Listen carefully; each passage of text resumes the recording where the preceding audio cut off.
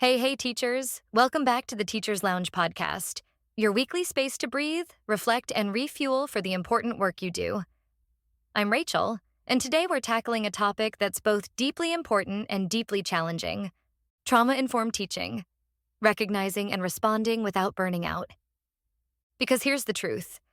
More of our students are coming into classrooms carrying invisible backpacks filled with experiences they never should have had to endure. And if we're not careful, in our efforts to support them, we can end up carrying that weight ourselves until it's too heavy to bear. So today, we're going to talk about what trauma-informed teaching really means, how to recognize signs of trauma in students, how to respond in ways that help, and how to do all of this without burning yourself out in the process. Why this matters now. The numbers are sobering.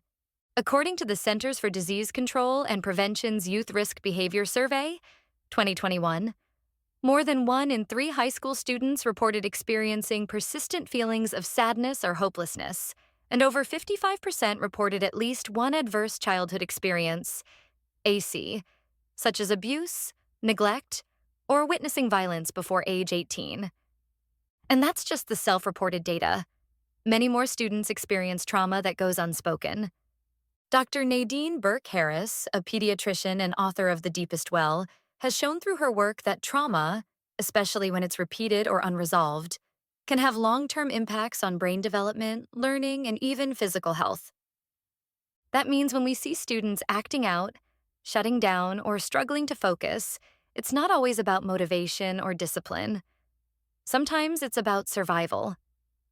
What trauma-informed teaching is and isn't. Let's be clear. Being trauma-informed is not about being a therapist in your classroom. That's not your role, and trying to take that on will absolutely lead to burnout. Instead, trauma-informed teaching means recognizing the signs that a student may be carrying trauma, responding in ways that are safe, predictable, and supportive, building a classroom environment where trust and relationships come first. It's about shifting our lens from "what's wrong with you" to "what happened to you?" And how can I make this space feel safe? Recognizing the signs. Trauma can show up in different ways depending on the student, their age, and the type of trauma experienced. Some common indicators include sudden changes in behavior or mood, hypervigilance, seeming jumpy or easily startled, difficulty concentrating or remembering instructions, frequent absences or lateness, withdrawal from peers and activities they used to enjoy, aggression or outbursts that seem disproportionate to the trigger. It's important to remember, these are signals, not diagnoses. A student may show these behaviors for other reasons, so our role is to notice patterns, not to label. Responding in the moment. When a student's behavior or reaction makes you think, something deeper might be going on here. Here are some trauma-informed practices to lean on. 1. Predictability is safety. Trauma often robs children of a sense of control. Predictable routines, clear expectations, and consistent follow-through help rebuild that sense of safety. In my PE classes, for example, I always start and end with the same cues. It's a small thing, but it signals stability. 2. Offer choices, even small choices. Do you want to write your answer or share it out loud? Can give students back a sense of agency.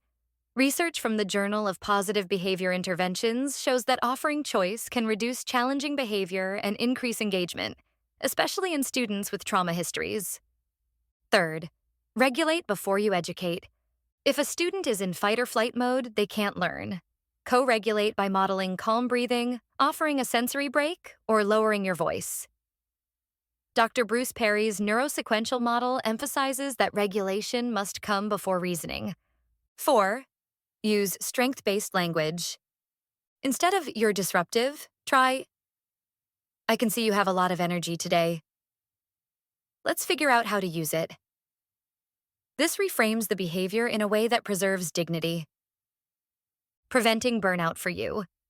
Now, here's the part teachers don't hear enough.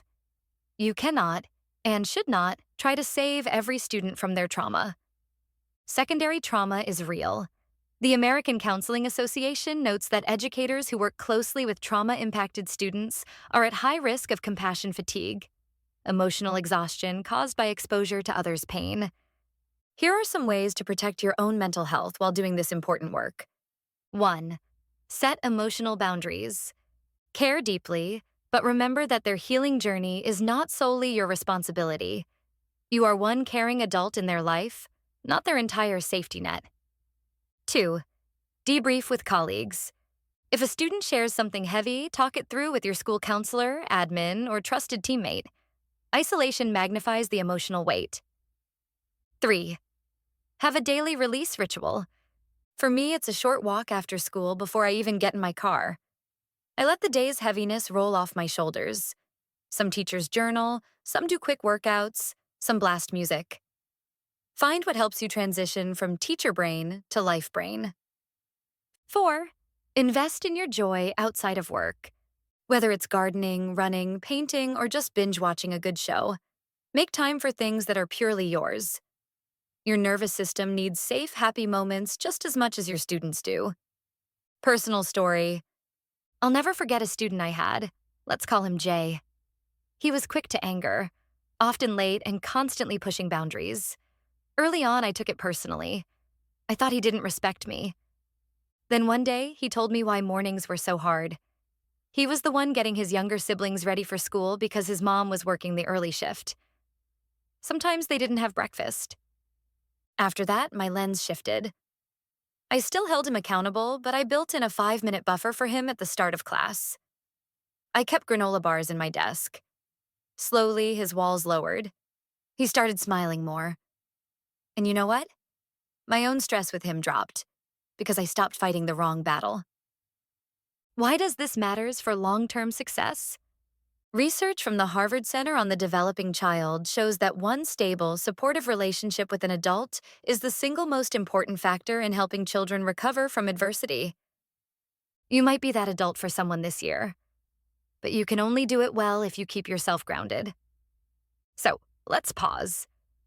Which of your students might be carrying invisible weights right now? What's one small change you could make to help them feel safer in your classroom? And equally important, what's one small change you could make to protect your own energy? Because trauma-informed teaching is not just about meeting student needs. It's about creating an environment where both students and teachers can thrive, without burning out in the process. If this episode gave you some tools, would you share it with a colleague? Trauma work is heavy, but we're stronger when we share the load.